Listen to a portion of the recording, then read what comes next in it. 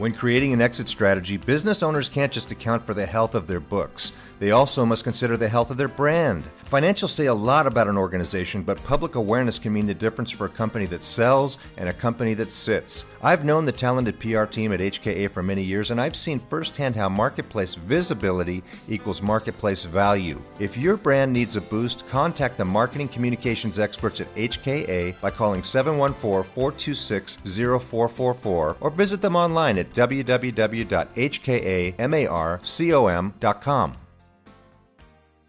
Hi, this is Bill Black from the Exit Coach Radio Show. Last year, a business owner friend of mine died suddenly and tragically, and his family was unprepared. In his honor, I'm giving away 1,000 of my ebooks entitled Business Continuity, 5 Steps to Protect Your Family, free. All you have to do is text the word family to 44222. That's family to 44222. Don't let your family be the victim of an unplanned business. Text family to 44222 for this free information today. Welcome to the Exit Coach Radio Show, the show for baby boomer business owners who are looking for cutting-edge information as they plan their 3 to 10-year business succession and exit. Every week, we interview top professional advisors for their best tips, strategies, and precautions so you can be well-planned. And don't miss our 1-minute Exit Coach tip of the day on exitcoachradio.com. And now, here's your host, the Exit Coach, Bill Black. Well, good morning, everyone. Thanks for joining us today. It's a pleasure to have you with us. We're going to have a pretty full lineup today, but before we get into that, I want to share with you that you can go to our audio library at exitcoachradio.com and find over 500 different interviews on 35 different topics. It's pretty extensive. You can find 1-minute tips. You can find 20-minute interviews. You can find accountants, attorneys, professionals of every rank that you can think of providing their advice. And we're looking forward to having your input after you review that at exitcoachradio.com. So we're going to talk to our first guest now, and she is Julie Anderson from Your Best Mind. Julie, welcome to the show. Thanks very much for joining us. How are you today? I'm fine. Thank you for having me on. Great to have you, Julie. Tell us about Your Best Mind. How did you get started with the concept for the company, and how did you get started with it? Well, my journey into the brain, if you will, started about 20 years ago when I was studying psychoneuroimmunology, and it fascinated me about the science behind the psychology, as I like to call it. So I just started digging into everything I could, and about 15 years ago I created this format where I could then share this very technical scientific information with people and companies and families to help them improve their relationships. And I named it Your Best Mind, and it's just been a wonderful brain journey ever since. What types of clients do you work with then? Is it family businesses, or is it individuals, or a mix of different, of all the above? A mix of all of the above. I have programs for families and parenting because when the parents understand what's going on in the brain of the child, it's greatly beneficial. Entrepreneurs, I work a lot with entrepreneurs and individuals who are trying to gain greater success in their business and in their relationships. And then I do a lot of corporate work with larger companies who need to increase their bottom line and improve communications internally and improve that structure of their business for a good, strong, solid working machine, and help them to do that by using this scientific approach. What are some of the roadblocks you find along the way when you're working in the corporate sector with leaders who need to have better lines of communication with their, say, key employees? Okay. Leaders are great because leaders oftentimes are gifted in their general area. In other words, they're gifted in the portions of their brain that are very focused on leading, that are very focused on forward momentum. However, all of us have this tendency to default in the areas of our brain that we work best in. And this is out of science. This is PET scans and fMRI scans and these different things that show where we have our energy expenditure advantage in our brain. So we naturally default into those segments because that's what's easiest for us. That's where we burn the least amount of energy. The problem there becomes that those that we are working with or that we're leading, they could work out of a completely different portion of their brain. So if we're communicating and we're leading in one direction, they may not be getting it. Their brains literally may not be processing the information the way we need them to process it, and therefore our productivity decreases and our communication goes awry, and then there's friction and nobody's happy with anybody and water cooler talk and all that kind of stuff. Mm-hmm. Yeah, so you might be speaking loud and clear in your language, but it's like as if they speak a foreign language, and you're just not getting through to them to the point where they're going to respond back, or it's going to be an effective communication. So what are some of the ways to break down those barriers? Well, first, when you understand the science behind the psychology of human nature and really are able to understand the reason why. People love to have the reason why. It's just a common question that we always ask. And when you know the reason why the male brain processes differently than the female brain, then now when I'm communicating with someone of the opposite sex, I can take that into consideration, and that's going to help for the person I'm sending the message to get it. If I'm an auditory and I'm sending to a kinesthetic, I have to help them feel it, not just hear it. If I'm a visual, I have to help or if I'm a leader and I'm dealing with visuals, I have to help them see it as opposed to just hear it. So by taking all these different dynamics, people begin to understand the reason why other people think the way they do, and it just helps to smooth out all of the communication, and people stop disliking everyone in the office. I've heard that before, that the most important thing you can do to any type of a request is to add the word because or explain why it's important, and add that on, not just say what to do, but if you can help me do this, it would be really helpful because this is that true? Is that what we're talking about, helping them understand the reason why? Absolutely. The brain works much better if it knows why. Other than that, you just feel like you're being driven. You just feel like you're being told what to do, and it's more of a dictatorship feeling as opposed to a smooth running engine. When you know why, then it's like, oh, okay, I understand where he's coming from. Even if you don't agree with it, even if it's not the way you would handle a situation, at least you know where they're coming from and why that is what is going to work best from their point of view. And it makes it easier to do. You feel more included. You feel more a part of the team. And that it makes it easier for your brain to wrap around the idea of what needs to be done.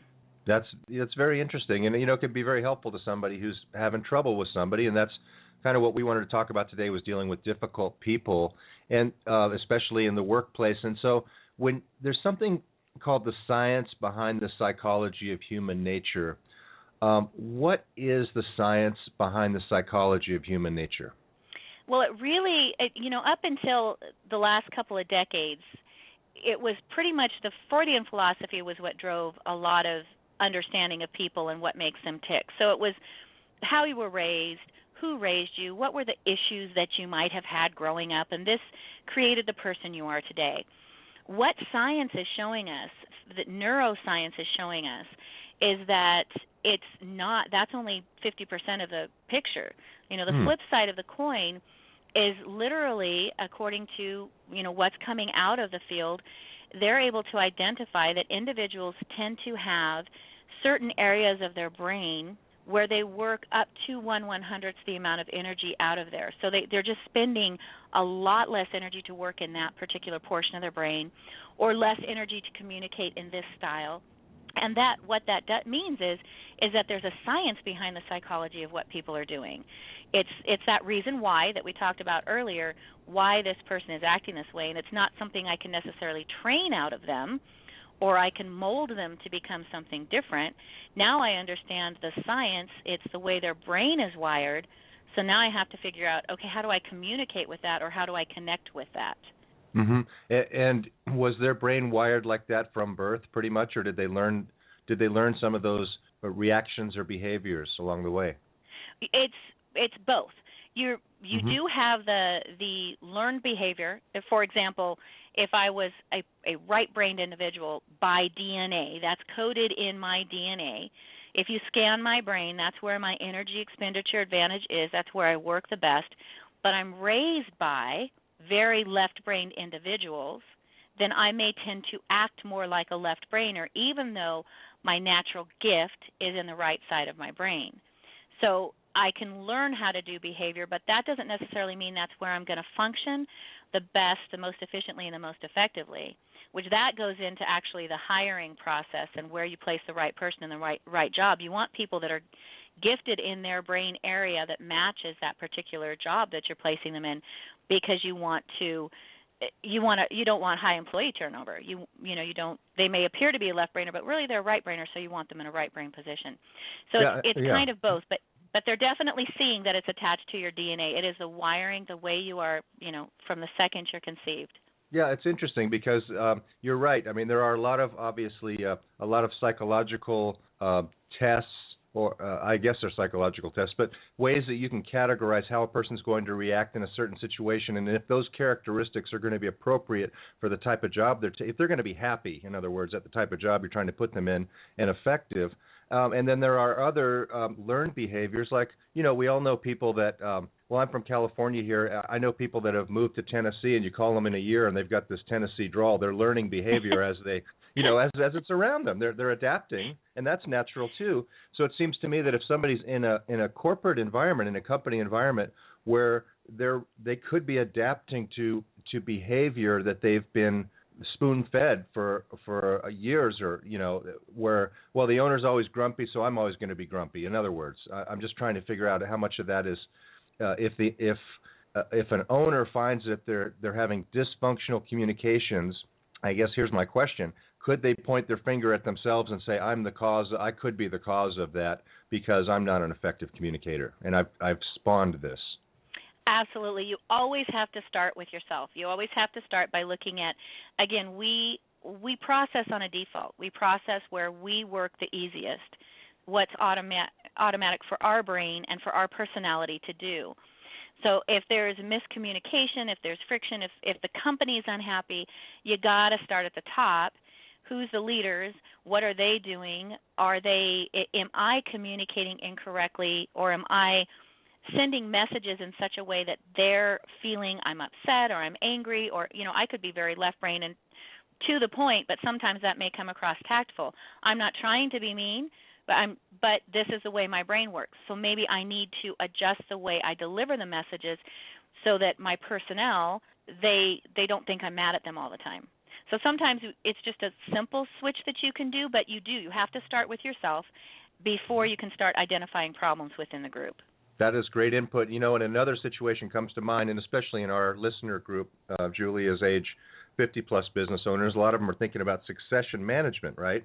Yes. So in a lot of situations, what I'm hearing from people is, the successor managers, I got to go in now just because I got to smooth things out with people. He or she is not a people person like I was.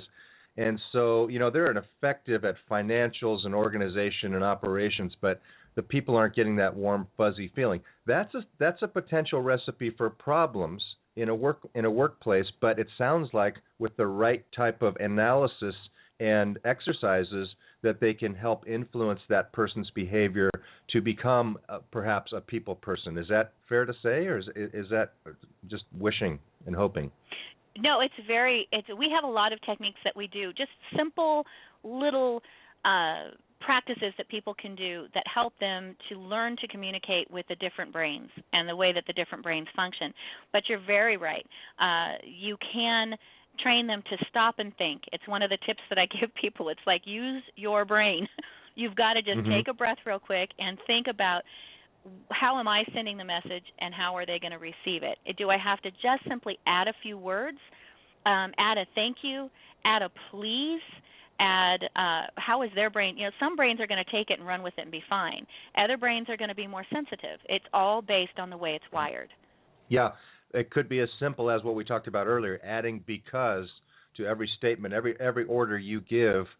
Maybe you're not a because kind of a person. Maybe you're a dictator kind of but that might not. You have to examine, especially for our listeners who are thinking about, how do I communicate, and how does my successor management communicate, and is there going to be a problem, and should I recognize that early on and start working on that, be cognizant of that up front. It's very, very important, because it could be the difference between a key employee staying with the company or saying, I'm never going to work with that person because they're a jerk. Exactly. Exactly. And when everybody starts to be able to look at the brain personality connection profile and understand, I mean, understanding is huge in any facet of your life. When you understand something, it makes you able to deal with that better. Even if it's a tough situation, you're still able to manage it and handle it better. And it gives you it gives each individual the ability to step back and go, you know what, it's their opinion, it's the way their brain processes. It doesn't mean I'm a bad person. It doesn't mean there's something wrong with me. It's just that, their brain is just communicating or working or functioning on a completely different level. And if I can figure out and understand that level, then maybe I can deal with it better. Well, let's say you got one leader and 50 employees, and somebody's got to adapt. It's going to be a lot easier for that leader to understand and adapt than expecting all the 50 employees to adapt to their style. Although there's going to be some ego involved and some hard decisions and stuff there. But this is a very important area because we talk a lot about the fact that it's fairly easy to transfer assets from one balance sheet to another in the sale or transition of a company. It's very difficult to transfer that leadership, that warm fuzzy that everybody might be used to for all these years, to someone else who may have a completely different mindset and a different personality. So this is really important work that you do, and I want to really tell our listeners this is important. This is something that could make or break your company over the next several years, and you really need to start with some kind of an analysis and figure out, is this going to be an issue? So how do people start by doing that? What are some of the first things that you do with employers who are saying, I might have a problem here, can you help me out? Well, the first thing is to simply explain to them what is a brain personality connection. So what are the different dynamics? And there's 5 main dynamics that make up the personality profile that we have. One is the nurture. It's how we were raised, the culture. Just like you said, if you were raised in the South, your attitude, even your speech, your please, your thank you, all of those things may exist completely differently than if you were raised in New York or out in California. There is that factor. Then you look at the science, which is, are they an introvert, an extrovert, an ambivert? Do they communicate best through auditory, visual, or kinesthetic modalities? Is it a male, female? I'm not saying one's better or one's worse. I'm just simply saying the brains are structurally different in 12 main areas, and that affects communication. And then, are you the boss brain quadrant dominant? Are you the master coordinator brain quadrant dominant? Are you the nurturer brain quadrant dominant, or are you the innovator brain quadrant dominant? And this is just all that science. So employees or employers, company owners need to understand what comprises a brain personality connection. And then I move with them and help them to identify who the different dynamics are within their company and how to best fix problems that may exist and avoid problems that may pop up in the future based on this new information. Well, it sounds like a very process-driven system. First, understanding. It sounds like just spending some time with you to understand how people fit into these different areas and have a better understanding of that is almost like getting an owner's manual to your key employees, their minds anyways. And I think that's very important. We say all the time that your best assets go home every night, and yet how much time do employers really spend trying to understand how to communicate with those best assets? Not much. So not you much. give. And it's. Go ahead. Sorry, it's definitely when you're talking about if you're a financially driven business owner, you have to understand that right now, according to statistics, to Gallup polls, 70% of U.S. employees do not feel a part of the company. They do not feel engaged. They do not feel well communicated with. They're not happy, and that's costing billions and billions of dollars every year in lost productivity just because things aren't functioning well within the business. So if you can get this problem taken care of from the get-go, you're increasing your bottom line immediately. I've heard that before, that a huge number of employees aren't happy, but they're not so unhappy that they're going to leave.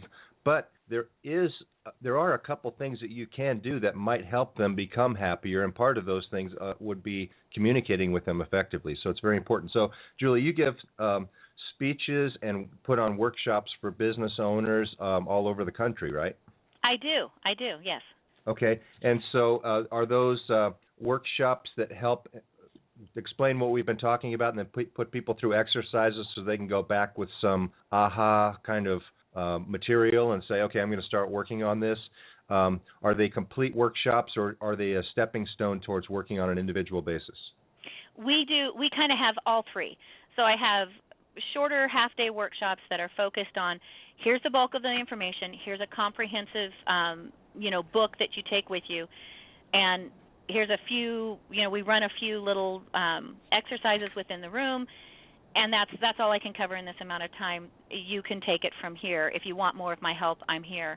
Or I do full day workshops where there's a lot more interaction, a lot more specific, pinpointed, this is a problem that you've told me you're experiencing in your business. Here's how we can address it, and here's some interactive activities that we can work on. Or I even I'll go all the way up to doing a consultation with the company leaders themselves and do one-on-one in-depth work with them with a huge manual and help them to identify to put together a questionnaire so that they can identify within their company where everybody's going to fit best and who everybody is from a brain personality connection point of view. So I kind of cover the whole gamut, and we'll customize whatever is going to be best for the individual companies. That's great. So the first step is for our listeners to go to your website and download a copy of Increase Your Bottom Line Through Improved Communication. It's an ebook, and it's available at your website, and that is at, what's your URL, Julie? yourbestmindonline.com. Okay, www.yourbestmindonline.com. And you're also offering for our listeners that they could give you a call or set up a complimentary 30-minute consultation, just talk about what their areas are and figure out if there might be a way you can help them, right? Absolutely. And if you want the code, the ebook is listed on the website. I need to give you a code to put in so that it wipes the $3.99 out of there. Okay. So email me and I'll get you the code. Or actually, okay. No, just put in the code for the show. Put in the code Exit Radio, and that'll be the code. I'll set that up as soon as I get off the line. Exit Radio. Okay, so if you go to yourbestmindonline.com and enter the code Exit Radio, you'll have access to a free white paper, a free ebook rather, and be able to kind of figure out, I need more information. Let's get the information and let's figure out if we should move forward, and then you'll have access to call Julie Anderson at Your Best Mind and have her help you out. It's so important to get your employee communications right, and especially if you're thinking about your leadership and your future leadership, you need to make sure that they're getting it right. You do not want the business back with, absent a bunch of employees who left because you left it in the hands of somebody who couldn't communicate as well as you could. So it's very important. So Julie, thank you so much for joining us today. It was very, very much a pleasure to talk with you, and I hope you'll join us again at another time and we can go deeper into some of these other topics. I know you have a lot of ways we can go here. So thank you so much for joining us today. It's been a pleasure. It has been my pleasure to be on the show. Thank you very much, Bill, for having me here. We're going to take a short break, and when we come back, we're going to have one of our all-star reviews before our next guest, so please stay with us.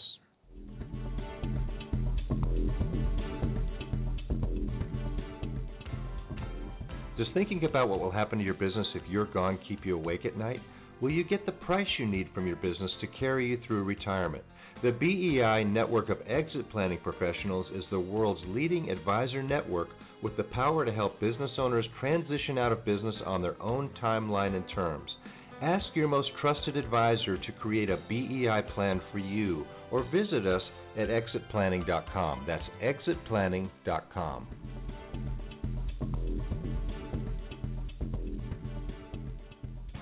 You're listening to ExitCoachRadio.com, the information station for age 50-plus business owners, where we're interviewing top advisors for their best tips, ideas, and precautions, so you can be well planned. We upload new 1-minute tips every day. ExitCoachRadio.com. Come listen for a minute.